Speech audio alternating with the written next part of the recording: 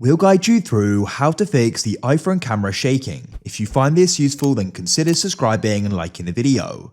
This can go and make it hard to use and annoying, so we'll guide you through how you can try fixing it. First of all, in the camera app, let's try restarting it. Sometimes doing this can solve it. What you want to do is go and swipe up, close it, and then reopen it, see if that solves it.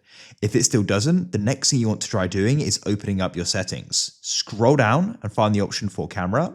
Then you want to find record video.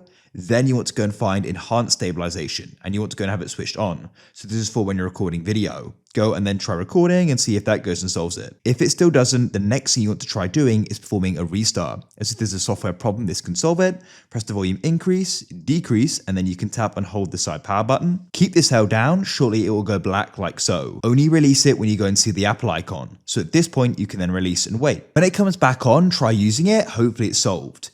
If it isn't, then what you want to try doing is coming onto the camera itself. And you want to just make sure it's all secure. You can go and gently go and push down on it, as sometimes this can go and solve the problem other people have reported. So you can go and push on the lens and the side. Hopefully that will then go and solve the problem and it's now stopped shaking.